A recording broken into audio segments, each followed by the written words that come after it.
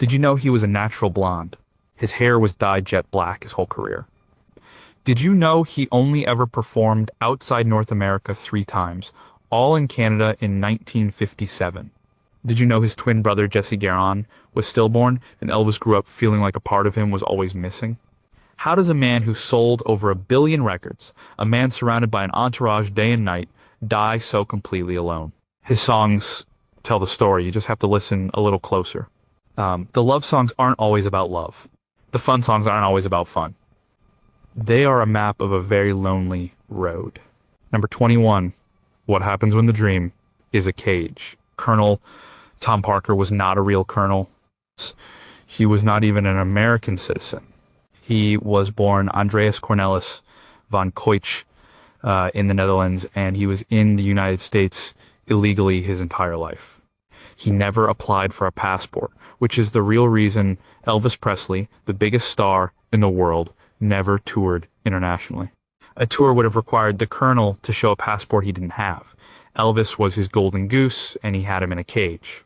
He sold Elvis to RCA for $35,000 in 1955, a pittance.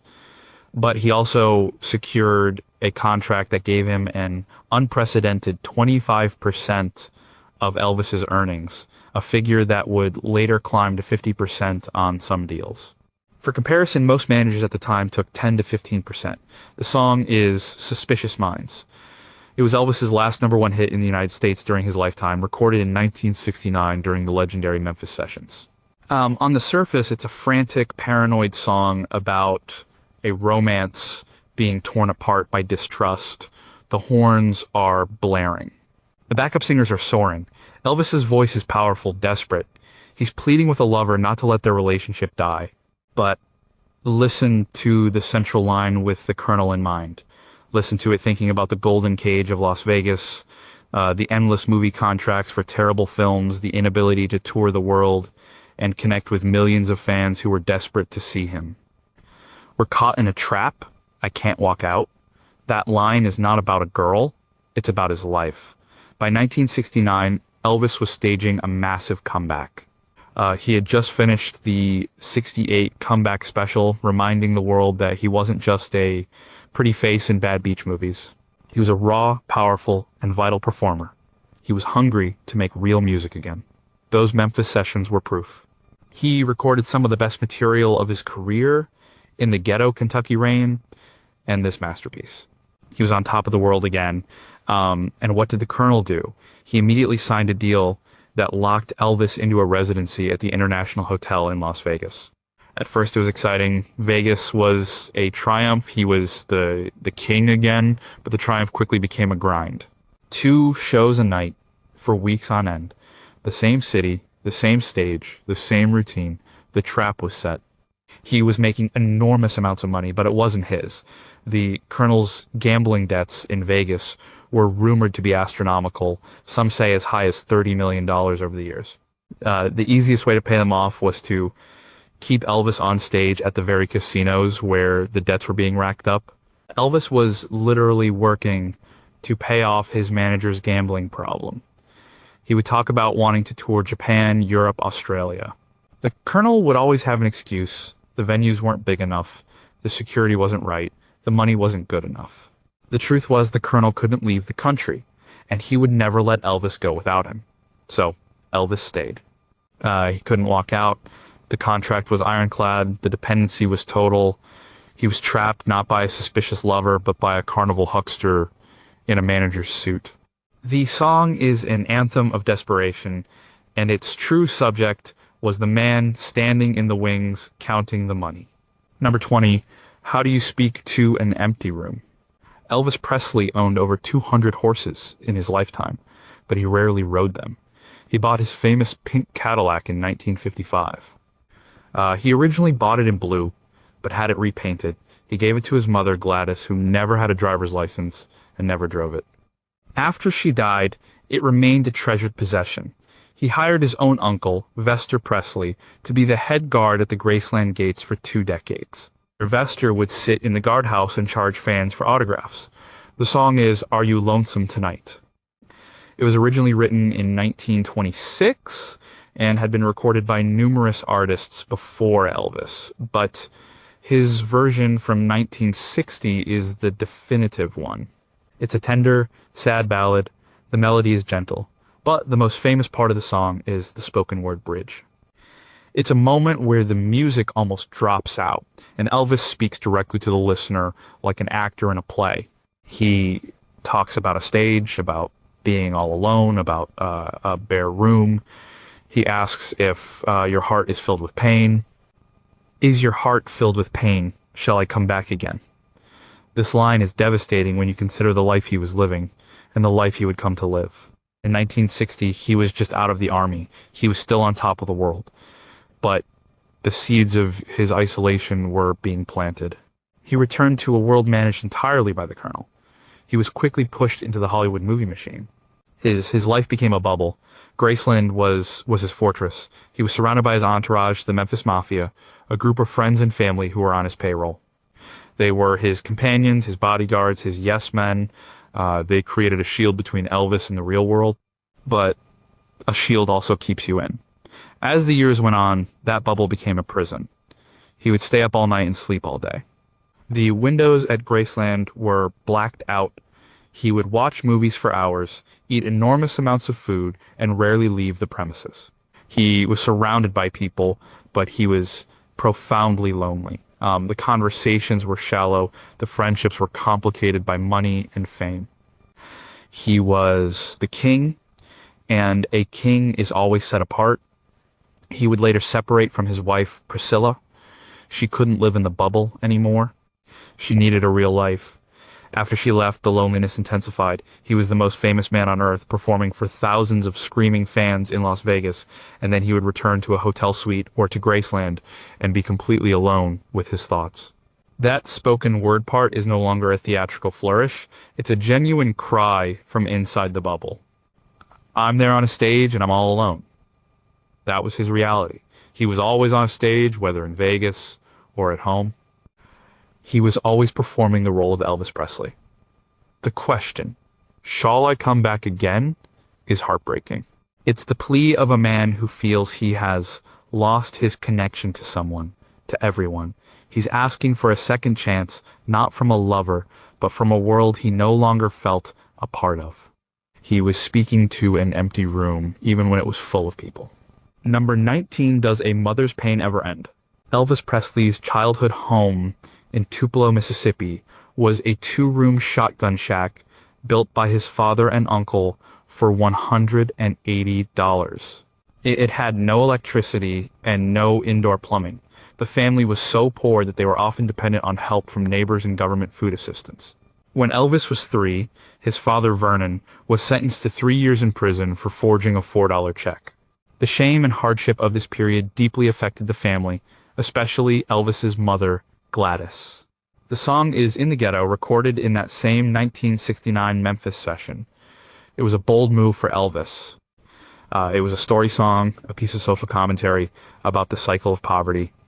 It tells the story of a boy born in a Chicago ghetto who grows up hungry, learns to steal and fight, buys a gun, and is ultimately killed, just as another baby is born into the same circumstances. It's a song about hopelessness for a mainstream artist like Elvis, who had spent a decade singing about blue suede shoes and teddy bears. This was a radical statement. Many radio stations were hesitant to play it, but Elvis insisted. He believed in the song. The line that cuts the deepest is not about the boy. It's about his mother, and his mama cries. This is Elvis singing about his own mother, Gladys. She had died in 1958 while he was in the army. He was shattered. Their bond was incredibly intense. He was her only surviving child. She doted on him, worried about him constantly. She was a nervous, anxious woman haunted by poverty and loss. When Elvis became famous, he showered her with gifts. He bought her Graceland. He gave her everything he could, but he couldn't give her peace. She hated the fame. She was terrified of him flying. She worried about the crowds. She was lost in the new world he had built. She died at 46 from heart failure exacerbated by liver problems. Elvis was inconsolable. He sobbed uncontrollably at her funeral, throwing himself over her casket. He said he had lost the one person in the world he could truly count on. When he sings "And His Mama Cries," he's not just telling a story about a fictional character in Chicago. He's channeling the deep, abiding sorrow of his own mother. He's singing about the pain he saw in her eyes throughout his childhood. The worry, the fear, the constant struggle. Gladys cried because she couldn't feed her son. She cried because her husband was in jail. She cried because she was afraid of losing the little they had. The cycle of poverty in the song was his own family's story. They had escaped it, but the memory, the emotional scars were still there. That line is a direct link to the shotgun shack in Tupelo. It's the sound of a son acknowledging his mother's lifelong pain, a pain that he could never fully heal, even with all the money and fame in the world. Number 18, Can You Be Honest When Everyone Wants a Lie? Frank Sinatra famously despised rock and roll. He called it the most brutal, ugly, degenerate, vicious form of expression, and said it was sung by cretinous goons. Yet, years later, he would refer to Elvis as the King and express deep admiration for his talent. The song My Way was written by Paul Anka specifically for Frank Sinatra, set to the music of a French song. Sinatra's version, released in 1969, became his signature anthem. Elvis began performing it in the 1970s. The song is My Way. It's an anthem of self-assurance, a defiant declaration of a life lived without compromise. It's about facing the final curtain with pride and a clear conscience. Sinatra's version is worldly, confident, a little bit arrogant. It's the sound of a man who is in charge of his own destiny. Elvis's version is different. It's bigger, more operatic, more desperate. It feels less like a statement of fact, and more like an attempt to convince himself. The performance is immense, but there's a fragility underneath it all. The most famous line is about having no regrets, but it's the line just before it that tells the real story. Regrets. I've had a few. This line, sung by Elvis in the mid-1970s, is an admission of profound sadness. His life had not been lived his way. It had been lived the Colonel's way. He had deep, deep regrets. He regretted the movies. He made over 30 films, and the vast majority were formulaic, low-budget musicals that cheapened his image and stifled his artistic growth. He hated them. He would complain to his friends about the ridiculous scripts and the terrible songs he was forced to sing. He yearned to be a serious actor like Marlon Brando or James Dean. He had the talent. His early film roles in King Creole and Jailhouse Rock showed immense promise. But the Colonel saw the movies as a low-risk, high-reward assembly line. Serious acting was a risk, so Elvis made beach movies. That was a regret. He regretted not touring the world. He knew his fans in Europe, Asia, and South America were clamoring for him. He wanted to go. He felt he was letting them down. That was a regret. He regretted losing Priscilla. He knew his lifestyle, his infidelity, and his detachment had driven her away. He loved her deeply, and her departure left a void that was never filled. That was a regret. He regretted what was happening to his body. The grueling Vegas schedule, the lack of real rest, the terrible diet, and the increasing dependence on a cocktail of prescription drugs were taking their toll. He was bloated, tired, and sick. He saw it in the mirror. That was a huge regret. So when he stood on stage, in a jewel-encrusted jumpsuit that was becoming harder and harder to zip up, and sang, "Regrets, I've had a few," it was a moment of shocking honesty.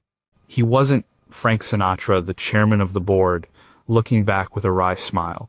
He was Elvis Presley, the king in a golden cage, admitting that he had made compromises. The next line, "But then again, too few to mention," feels like a quick retreat. It's the performer taking over again, giving the audience the triumphant ending they expect. But for a brief, fleeting moment, the truth comes out. The regrets were not few, they were many, and they were immense. Number 17, Who Betrays the King? In his final years, Elvis's daily intake of prescription drugs was staggering. A typical day might include a cocktail of opiates, sedatives, and amphetamines, all prescribed by his personal physician, Dr. George Nicopolis, known as Dr. Nick. In the last 7 months of Elvis's life alone, Dr. Nick wrote him prescriptions for more than 10,000 doses of various pills.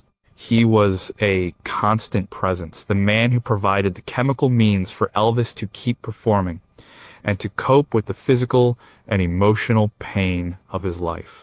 After Elvis's death, Dr. Nick's medical license was temporarily suspended, but he was acquitted of criminal charges. The song is Hurt. It's an incredibly dramatic, almost overwrought ballad that Elvis added to his live show in 1976. The song was a showcase for the sheer power of his voice, which, even as his body failed, remained a magnificent instrument. He would sing it with everything he had, often falling to one knee at the climax. It was pure melodrama, a showstopper. The lyrics are a simple, direct accusation of betrayal. I'm so hurt to think that you lied to me. On the surface, it's a standard song about a cheating lover. But in the context of Elvis's last year, it becomes a desperate cry against a world of liars. Who was lying to him? Everyone. The Colonel was lying, telling him he was the greatest, that the deals were good, that everything was fine, all while feeding his own addictions with Elvis's labor. The Memphis Mafia, his paid friends, were lying. They told him he looked great, that the shows were fantastic, that he was still the king, even as they watched him decline. They were dependent on him for their livelihood. Telling him the hard truth would have meant getting kicked out of the bubble.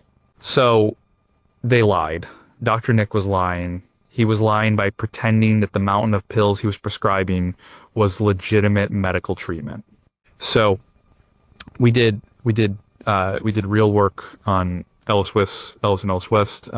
He was lying to himself. He would look in the mirror and see a man who was overweight and unwell, but he would put on the jumpsuit and the persona and pretend he was still the beautiful, dangerous rock and roller from the 1950s. He was lying to his audience, pretending he was okay, that he wasn't in pain, that he wasn't exhausted. The effort it took to maintain this lie was monumental. The song Hurt was his release. It was a moment in the show where he could scream out the pain of all that deception. He wasn't just singing about a girl who broke his heart. He was singing about a life built on a foundation of comforting, profitable, and ultimately fatal lies. He was hurt because the people who were supposed to protect him were profiting from his destruction. Number 16, what does a man say when it's too late? Priscilla Beaulieu was 14 years old when she met Elvis Presley in Germany in 1959. He was 24, a soldier, and the most famous man in the world. Her stepfather was an Air Force officer, and the family was stationed there. Elvis was immediately smitten. He saw in her an innocence and purity that he felt had been lost in his own life. They began a courtship that was, by all accounts, intense but not physical in a complete sense. He molded her, telling her how to dress, how to do her hair, how to walk. He wanted to create his perfect woman. After he returned to the U.S., he eventually convinced her parents to let her move to Graceland, finish her high school there, and live with him. They married in 1967. The song is Always on My Mind. It was famously recorded by Brenda Lee and Willie Nelson, but Elvis's version, recorded in 1972, is arguably the most poignant. It was recorded just a few weeks after he and Priscilla officially separated. It wasn't a huge hit for him at the time, but it has since become one of his most beloved recordings. It's a song of apology and regret. The melody is simple, the production sparse, it leaves his voice exposed, vulnerable. Maybe I didn't treat you quite as good as I should have. This is one of the most direct, unvarnished lines in his entire catalog. There is no metaphor here. It is a straight confession. He was singing directly to Priscilla. He hadn't treated her as good as he should have. He was an absent husband, constantly on the road for movies or concerts. He was unfaithful. It was an open secret that he had affairs with many of his co-stars. His life in the Graceland bubble was suffocating. Priscilla was expected to be there when he was awake, which was all night, and to be quiet when he slept, which was all day. She had no life of her own. She was Mrs. Elvis Presley, an accessory to the king. She eventually grew up. She wanted more than to be a beautiful doll in a gilded cage. She began an affair with her karate instructor, Mike Stone. It was her bid for freedom, for an identity of her own. When she told Elvis she was leaving, he was devastated, but he understood. The life he offered was not a real partnership. Always on my mind is his side of the conversation they probably never had. It's him acknowledging his failures. Little things I should have said and done, I just never took the time. That was the story of their marriage. He was so consumed by being Elvis Presley, by the demands of his career and the chaos of his inner world, that he failed to be a present husband. The song is not an excuse. It's a sad, simple, and honest admission of guilt. It's the sound of a man realizing what he lost at the exact moment it was gone forever. Number 15, Can a Voice Outlive a Body? On June 21st, 1977, less than 2 months before he died, Elvis Presley gave a concert in Rapid City, South Dakota. It was filmed for a TV special, Elvis in Concert. The footage is shocking to watch. He is a shell of his former self. He is pale, massively overweight, and struggling to breathe. He forgets lyrics, he slurs his words, he looks dazed and exhausted. He is clearly very, very ill. For much of the concert, it is a painful, tragic spectacle. But then he sits down at the piano. The song is Unchained Melody. He tells the audience he is going to play it for them, and one of his backing vocalists has to adjust the microphone because Elvis is sweating so profusely he can barely see. He begins to play and sing, and something extraordinary happens. The sick, bloated man disappears, and all that is left is the voice. It is immense. It is pure. It is filled with a longing and a pain that is almost unbearable. It soars through the arena, a sound of divine beauty coming from a broken vessel. And time can do so much. This line, sung with such raw emotion in that moment, is a punch to the gut. Time had done so much to him. It had taken the beautiful, electrifying boy from Tupelo and turned him into this tragic figure. And time and the life he had lived had ravaged his body. He was 42 years old, but he looked much older. He was trapped in a body that was failing him, a body that could no longer contain the power of his spirit or his voice. The song is a plea to a lover to hurry home to me, a prayer against the passing of time. For Elvis, sitting at that piano, it felt like a prayer for his own life. He knew he was running out of time. His health was a constant source of problems.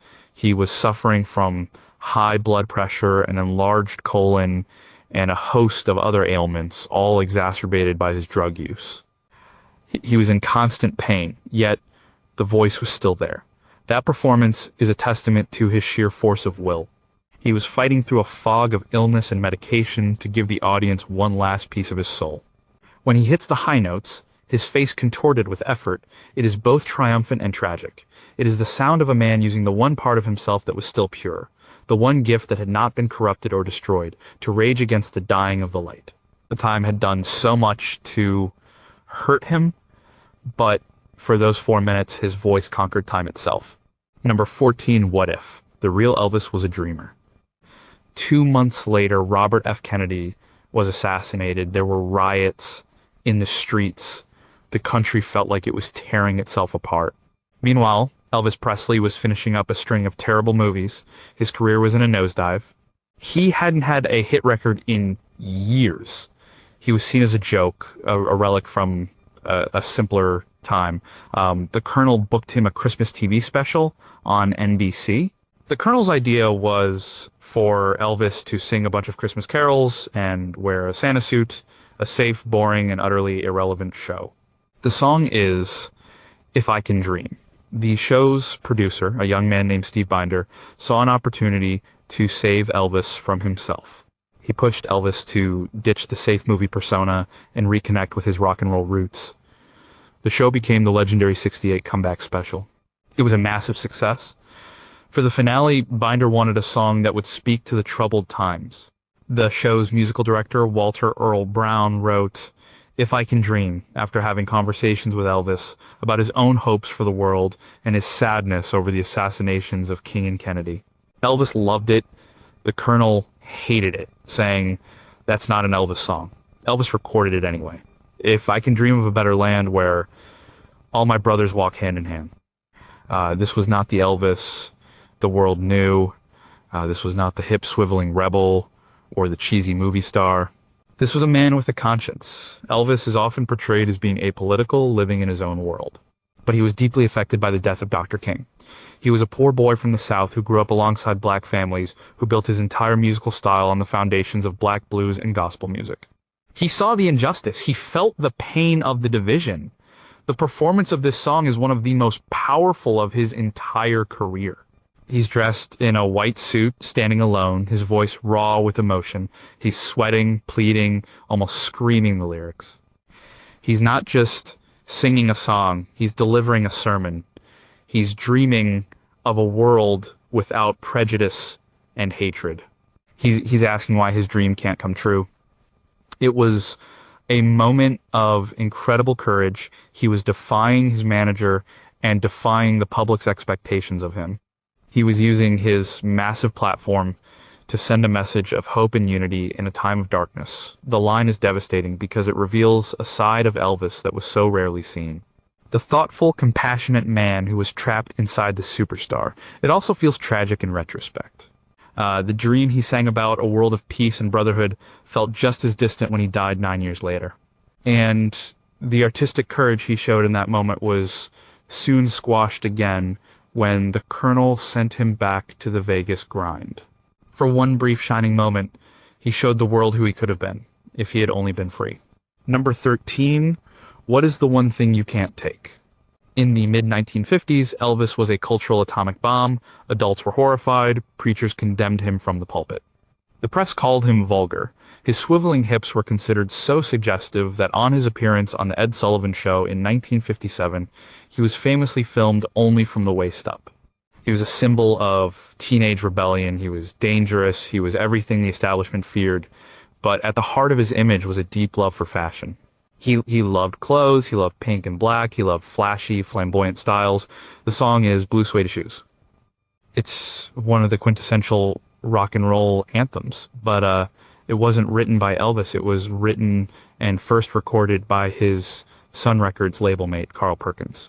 Perkins's version was a huge hit. You know, the story goes that Perkins got the idea for the song after hearing a young man at a dance, you know, tell his date not to step on his new shoes. It's a song about priorities. You can do anything to me, but don't mess with my shoes. Elvis recorded his version in 1956, and while it was also a hit, he never wanted to overshadow Perkins's original. You can do anything, but lay off of my blue suede shoes. This line is usually seen as a fun, slightly silly expression of teenage vanity. But what if it's something more? Think about what was happening to Elvis at the time. He was being pulled in 100 different directions. The Colonel was marketing him like a product. The press was trying to define him. Hollywood was waiting to sanitize him. Everyone wanted a piece of him. They wanted to change him, to clean him up, to make him safe for mass consumption. He was quickly losing control of his own identity. He was becoming a brand, a commodity. In that context, the line becomes a desperate plea. The blue suede shoes are not just footwear. They are a symbol of his authentic self. They represent the poor boy from Memphis who loved flashy clothes, the rebellious rock and roller who was changing the world. It's his last piece of individuality. You can burn my house, steal my car, drink my liquor from an old fruit jar. You can take all the material things. You can even take my money and my fame, but leave me this one last thing. Leave me my identity. Don't touch the thing that makes me who I am. It's a line in the sand. He's begging the world and the machine that was being built around him not to completely erase the person he was. Of course, they didn't listen. They took the shoes and they gave him a pair of army boots and then a pair of sandals for a beach movie. The rebellion was slowly and methodically stamped out. Number 12 is A Prison Always Made of Bars. Between 1960 and 1969, Elvis Presley starred in 27 movies. That's an average of 3 movies a year. The schedule was relentless. He would go from one film set to the next with brief periods in between for recording the soundtracks. The soundtracks were often filled with weak, novelty songs that had to fit the ridiculous plots of the films. Songs like Do the Clam, Yoga Is as Yoga Does, and There's No Room to Roomba in a Sports Car. This was a man who had revolutionized popular music, and he was being forced to sing jingles for his own terrible movies. The song is Jailhouse Rock from the 1957 movie of the same name. It's one of his most iconic songs and performances. The film itself is one of his best, and the production number for the title song is legendary. It's a raw, energetic, and electrifying piece of rock and roll. The song tells the story of a party happening inside a county jail. It's a celebration of rebellion and freedom, even within the confines of a prison. The whole rhythm section was the Purple Gang. This is a fun throwaway line referencing a real-life gang of bootleggers from Detroit. But the entire theme of the song, a party in a prison, becomes a chilling metaphor for Elvis's own life. His fame had built a prison around him. He couldn't go out in public without being mobbed. His days were scheduled down to the minute by the Colonel. His creative choices were dictated by movie contracts and soundtrack requirements. He was living in a jailhouse of his own making, or rather, a jailhouse the Colonel had made for him. Graceland was a beautiful prison. The film sets were glamorous prisons. The Las Vegas hotel suites were luxurious prisons. He was trapped. But inside that prison, he tried to have a party. He surrounded himself with the Memphis Mafia. They would have food fights, rent out amusement parks and movie theaters to use at night, and engage in all sorts of wild antics. It was an attempt to create a sense of fun and normalcy in a completely abnormal life. The Memphis Mafia were his rhythm section. They were his gang. They were the ones keeping the beat going inside the walls of his confinement. But it was all an illusion of freedom. At the end of the night, the gates of Graceland would close, and he was still the prisoner of his own fame. The song is supposed to be about a fictional jail, but it perfectly described his real one. Number 11, How Do You Ask Not to Be Erased? By 1956, Elvis was the biggest name in music, but he was also becoming a controversial figure. The establishment was pushing back hard against his dangerous influence. At the same time, the Colonel was executing his master plan move Elvis out of the unpredictable world of rock and roll and into the safer, more lucrative world of mainstream entertainment, specifically movies and family-friendly pop ballads. The transition was beginning. The raw energy of the Sun Sessions was being polished for a national audience. The song is Don't Be Cruel. It was released as a double-A side with Hound Dog in 1956. It's a perfect pop rock song. It's smooth, catchy, and less aggressive than some of his earlier work. It's a simple love song, a plea to a girl to return his affections and stop playing games. He's asking for a little tenderness, a little understanding. Don't stop thinking of me. This line is so simple, so direct. In the song, he's talking to his sweetheart, but zoom out and think about what was happening to his career. He was on the verge of being swallowed by Hollywood. He was about to be sent away to the army for 2 years. He was at the peak of his cultural power, but he was also at his most vulnerable. The machinery of fame was taking over.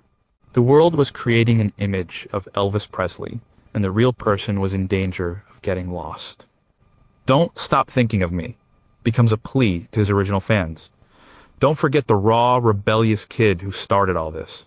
Don't forget the music we made together. As I go into these movies, as I sing these softer songs, as I go away to the army, don't let them erase the person I am.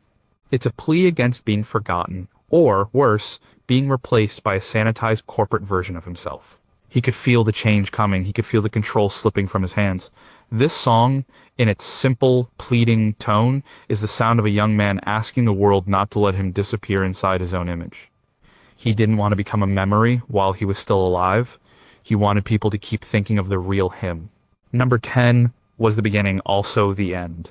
In 1956, Elvis Presley made his first movie.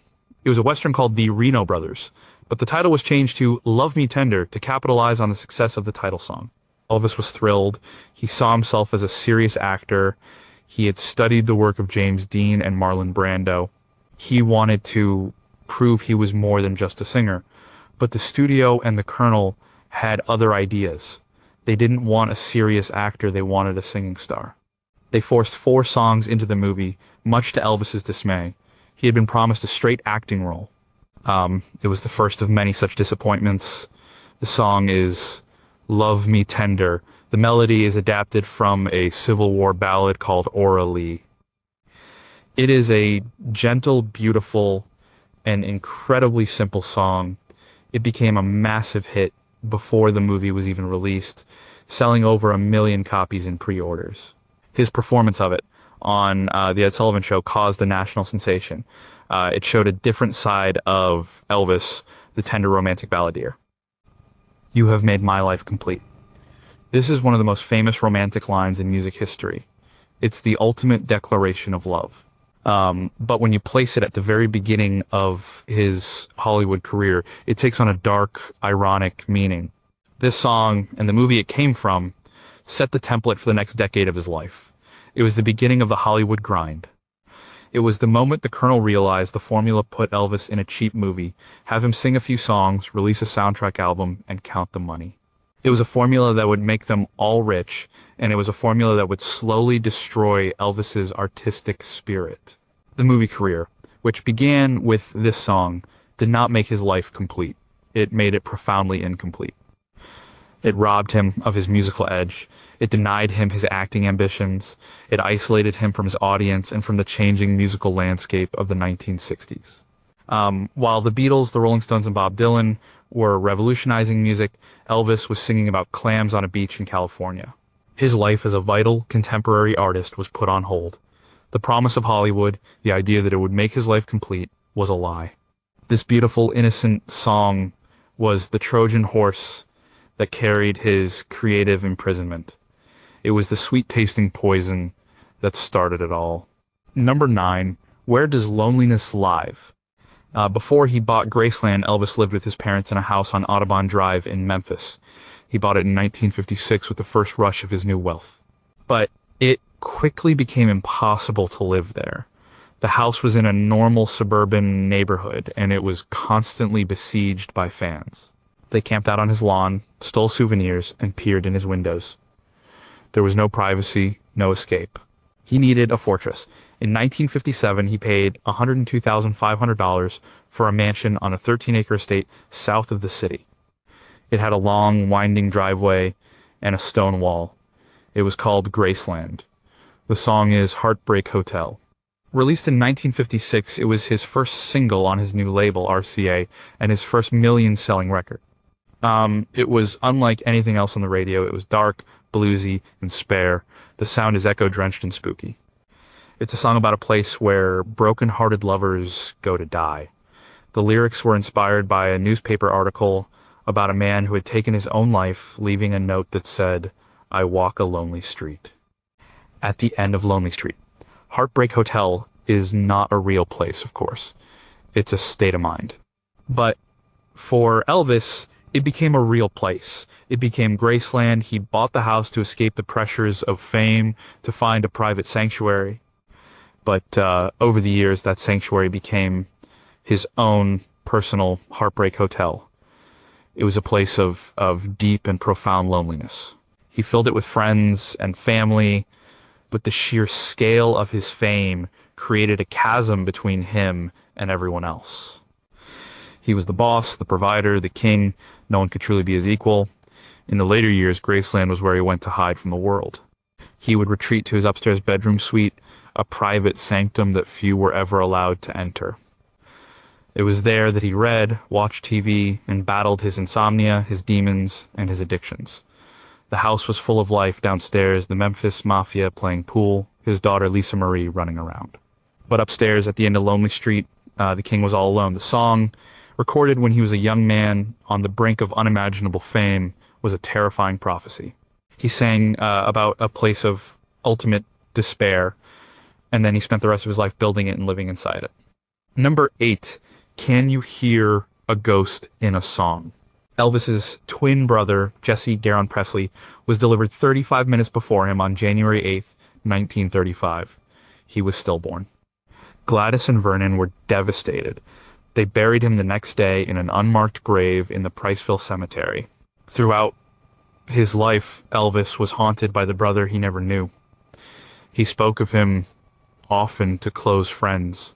He felt a deep connection to him, a sense that a part of himself was missing. He would sometimes visit the grave. He felt that Jesse was a spiritual guide, a guardian angel. This loss shaped him, contributing to his deep bond with his mother and perhaps to a lifelong feeling of incompleteness. The song is I'm So Lonesome I Could Cry. It's a classic country ballad written and first recorded by Hank Williams in 1949. It is one of the saddest songs ever written. It's about a loneliness so profound that it mirrors the silence of the universe. Elvis was a huge fan of Hank Williams. He performed this song during his Aloha from Hawaii concert in 1973, a massive satellite broadcast watched by over 1 billion people. He introduces it by saying, I'd like to sing a song that's probably the saddest song I've ever heard. The silence of a falling star lights up a purple sky. This line is a piece of poetic genius from Hank Williams. It captures a moment of cosmic, silent beauty and profound sadness. When Elvis sings it, the loneliness feels personal. It's not just the loneliness of a lost love. It's something deeper, more existential. It's the loneliness of a twin who was born alone. It's the silence of the brother he never heard cry, the star that fell before it ever had a chance to shine. His performance of the song is subdued, respectful. He's not trying to overpower it. He's inhabiting it. He's channeling the sorrow of his own life story through the words of another artist. The purple sky could be the twilight sky over Tupelo, the color of a bruise, the color of mourning. The falling star is Jesse. The silence is the space in his life that was supposed to be filled by his brother. In that moment, on a stage in Hawaii, broadcast to the entire world, he was not just the king of rock and roll. He was Vernon and Gladys Presley's surviving son, singing a sad song about the ghost he carried with him every day of his life. Number 7. Are you searching for a person or a feeling? Life on the road for Elvis was a blur of hotel rooms, concert halls, and screaming fans. It was an incredibly disconnected existence. Relationships were difficult, if not impossible. The women in his life had to compete with his career, his entourage, and his own restless nature. There were many girlfriends, many affairs, but a deep, stable connection was elusive. He was always moving, always searching for something he could never quite define. The song is Kentucky Rain, another classic from the 1969 Memphis sessions. It's a narrative song, a mini-movie. The narrator is walking through a cold Kentucky rain, searching for a woman who has left him. He has no coat, he's tired, and he's desperate. The production is huge, with strings and a powerful backing chorus. Elvis's vocal performance is incredible. He sounds genuinely desperate, his voice full of urgency and pain. Walking with the rain in my shoes, searching for you. This line is the heart of the song's story. It's a vivid image of miserable, determined searching. But is he really just searching for a girl? Or is he searching for something else entirely? The song can be read as a metaphor for Elvis's entire life. He was always searching. He was searching for the peace and security that poverty had denied him in his childhood. He was searching for the love and approval of his mother, even after she was gone. He was searching for a real connection in a world of sycophants and fans. He was searching for artistic fulfillment in a career that demanded he be a product. He was searching for spiritual meaning, reading countless books on religion and philosophy. He was walking through the cold rain of his own fame, with no protection, trying to find that one thing that would make it all make sense. The you in the song is not a specific person. It's happiness. It's contentment. It's an escape from the loneliness of being Elvis Presley. The song ends without a resolution. He doesn't find her. He's just left there, in the rain, still searching. It's a devastatingly accurate portrait of his own restless soul. He had everything a man could want, money, fame, adoration, but he was still out in the cold, searching for something that was always just out of reach. Number 6, how does a fairy tale end? Elvis and Priscilla's divorce was finalized on October 9th, 1973. They famously held hands as they left the courthouse in Santa Monica, California. There was no bitterness, at least not publicly. There was a deep, abiding affection between them, even though Their marriage had failed. They had a daughter, Lisa Marie, and they were committed to raising her together. But the end of the marriage was a significant turning point for Elvis. It was a public admission of failure, and it deepened the sense of isolation that already surrounded him. The song is Separate Ways. It was recorded in March 1972, shortly after their separation was made public. The song is a sad, realistic look at the end of a relationship, especially when there are children involved. It avoids melodrama. It's just weary and resigned. It's about two people who have to accept that they can no longer make each other happy. It's a sad, sad state of affairs we're in. This line is delivered with a kind of heavy sigh. It's the sound of defeat. The fairy tale was over. The story of the rock and roll king and the beautiful young girl he had courted since she was a teenager had come to an end. The reality of life had intruded. The state of affairs he was in was not just about his marriage. It was about his entire life.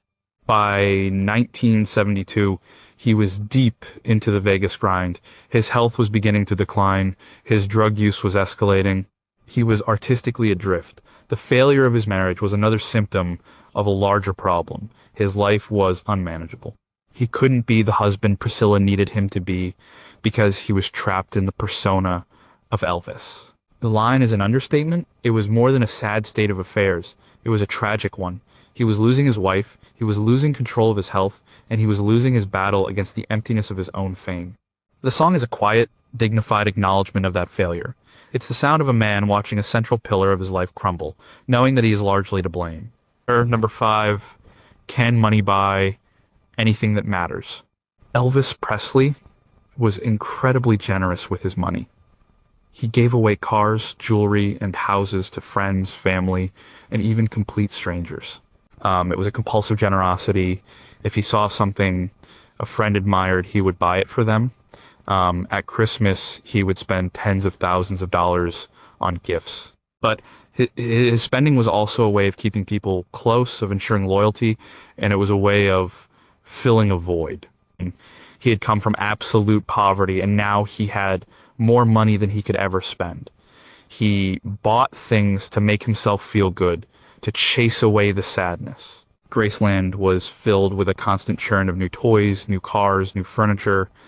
The song is Fame and Fortune. It was recorded in 1960, shortly after he returned from the army. It's a breezy, optimistic pop song. The message is simple. Fame and fortune are great, but they are nothing compared to the love of a good woman. It's a standard pop sentiment of the era. Fame and fortune, how empty they can be. In 1960, this line was just a hypothetical. He was on top of the world. He had both fame and fortune, and he was about to embark on the next phase of his career. But as the years went on, this line stopped being a hypothetical and started being his lived reality. He learned, in the most profound way possible, just how empty they could be. The fame was a prison. It brought isolation, paranoia, and a complete loss of normal life. The fortune was a burden. It complicated all of his relationships. Did people love him, or did they love his money? It allowed him to build a bubble around himself, a world where he never had to hear the word no. He had fame that was unparalleled in human history. He had a fortune that could buy anything he wanted, and yet he was deeply, profoundly unhappy. He was lonely. He was bored. He was in physical and emotional pain. The very things the entire world strives for had turned to ash in his hands. He sang this line as a young man, as a charming cliche in a pop song. He lived it as an older man, as a devastating truth. All the Cadillacs, all the diamond rings, all the sold-out shows couldn't buy him peace of mind. They couldn't mend his broken heart. They couldn't heal his ailing body. They were, in the end, completely and utterly empty. Number 4, where was the only place he could be free? Elvis Presley's first love was not rock and roll. It was gospel music. He grew up singing it in the Assembly of God Church in Tupelo. It was the music that touched his soul. Throughout his career, even when he was the world's biggest rock star, he would unwind by singing gospel songs with his friends. He would gather them around a piano late at night, and they would sing for hours. It was his refuge. He recorded several gospel albums, and they contained some of his most passionate and sincere vocal performances. He won all 3 of his competitive Grammy Awards for his gospel recordings. The song is How Great Thou Art. It is a famous Christian hymn. Elvis's version, recorded in 1966, is a masterpiece. It builds from a quiet, reverent beginning to a thunderous, earth-shaking climax. His performance of this song in his live shows was always a highlight. It was a moment where the rock and roll show stopped, and something else, something deeper, took over. Then sings my soul, my Savior God, to thee. In the chaos of his life, this was his anchor. His soul was a commodity. It was sold to RCA, to MGM, to the International Hotel. His image, his voice, his time, none of it was truly his own. He was constantly performing, constantly giving the public what it wanted. The jumpsuits, the karate moves, the sneer, it was all part of the act. But when he sang gospel, the act fell away. It was no longer Elvis Presley, the superstar, on the stage. It was Elvis Presley, the humble son of Gladys and Vernon, singing to his God. This was the one area of his life that felt pure, that the Colonel couldn't touch, that the pressures of fame couldn't corrupt. It was the one place he could be completely, unreservedly sincere. When he sang this line, his soul was truly singing. It was a release from the expectations, the loneliness, and the pain. It was a moment of genuine transcendence. You can hear it in his voice. The power is not just technical, it's spiritual. It's the sound of a man connecting with the only thing he believed was bigger than his own myth. His life was a whirlwind of earthly distractions, but in these moments, he was reaching for something eternal. Number 3, who was he trying to reassure? Gladys Presley was the center of Elvis's universe. Their relationship was extraordinarily close, some might say to an unhealthy degree. They had pet names for each other. They had their own baby talk. He called her every night when he was on the road. When he made his first money, his primary goal was to take care of her, to give her the life of ease she had never known. But she was never comfortable with his fame. It terrified her. She was convinced that someone would try to harm him. She worried constantly. The song is That's All Right. It was the first commercial single Elvis ever recorded at Sun Studio in Memphis in July 1954. The story is legendary. Elvis and his bandmates, Scotty Moore and Bill Black, were taking a break from a frustrating session trying to record a ballad. Elvis started fooling around, playing an old blues song by Arthur Big Boy Crudup, but he sped it up, singing it with a nervous, frantic energy. Sun Records founder Sam Phillips heard it from the control room, stuck his head out the door, and said, "What are you doing?" They said they didn't know. He told them to do it again. The rest is history. Rock and roll had one of its foundational moments. "That's all right now, Mama, any way you do." This is the central repeated line of the song. On the surface, it's just part of the blues lyric. It's a line of casual reassurance to a woman. But for Elvis, at that exact moment, it was everything. He wasn't just singing a song. He was launching a rocket. He was stepping into a new world, a world of fame and controversy that he couldn't possibly have imagined. And who was the person he was most concerned about? His mama. That line is a promise. It's a message sent directly from the recording studio to Gladys. Don't worry, Mama. It's going to be okay. Whatever I do, wherever this takes me, it's going to be all right. He was reassuring the most important person in his life that this new, scary path was the right one. He was telling her that he would be safe, that he would take care of her. Of course, it wasn't all right. The fame that was born in that moment would eventually overwhelm her and contribute to her early death just 4 years later. The line is a moment of pure, naive optimism at the very start of the journey. It's a young son telling his worried mother that he has everything under control, not knowing that he was about to unleash a force that no one, least of all him, could ever control. Number 2, can you escape from yourself? In his final years, Elvis's physical health was in a catastrophic state. He was overweight, and his diet was legendary for its unhealthiness. He suffered from a range of ailments including glaucoma, high blood pressure, and an impacted colon. He lived in a state of chronic pain. To deal with the pain, and to get to sleep at night and get moving in the morning, he relied on a massive daily intake of prescription medications. He was a prisoner in his own body. He was tired of the grind, tired of the pain, tired of being Elvis Presley. The song is Peace in the Valley. It's a gospel song written by Thomas A. Dorsey in 1937. It's a song of yearning for a heavenly home, a place of peace where there is no more sadness or trouble. Elvis recorded it in 1957. It was one of his mother's favorite songs. He sang it on the Ed Sullivan Show that year, a bold move that introduced a huge national audience to his love for gospel music. It became a beloved part of his repertoire. And I'll be changed from this creature that I am. When he sang this as a young, healthy man in 1957, it was a standard expression of Christian faith. It was about the spiritual transformation that awaits believers in the afterlife. But when you hear this line and think of the Elvis of 1977, it is almost too painful to bear. He desperately wanted to be changed. He was trapped in the creature his life had made him into. He was no longer the beautiful, vibrant young man. He was a bloated, sick, and exhausted man, a caricature of his former self. He was a creature of habit, a creature of addiction, a creature of fame. The line is a prayer for escape, not just for spiritual salvation, but for a physical release from the prison of his body. He wanted to be changed back into the person he used to be, or perhaps into a person he had never had the chance to become. It is a cry of self-loathing from a man who had been told he was perfect his entire life. He knew the truth. He saw the creature in the mirror.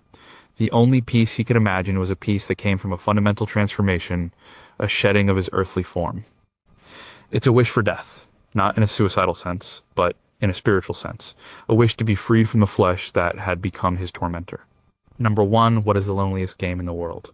In the last phase of his life, Elvis's world had shrunk to the upstairs of Graceland. His routine was nocturnal. He would wake up in the late afternoon and stay up until the following morning. He was surrounded by a handful of trusted friends and family, but he spent a great deal of time alone in his room. He would read, watch television, and wait for the pills to work. The world outside, the world that adored him, was a million miles away. He was the most famous man on the planet, and he was living the life of a recluse. The song is Solitaire. It was written by Neil Sedaka and Phil Cody. Elvis recorded it in 1975. It's a sad, quiet song about a man who has been left by his lover. He spends his days playing a lonely game of cards, going through the motions of life without any real joy or connection. The world outside continues, but he is trapped in his own bubble of grief, and solitaire is the only game in town. This line is the final, devastating summary of Elvis Presley's life. His life had become a game of one. He had no peers. There was no one on earth who could understand the reality of his existence. He was in a category all by himself. His relationships were not partnerships. They were the king and his court. His career was not a collaboration. It was a solo performance, with everyone else playing a supporting role.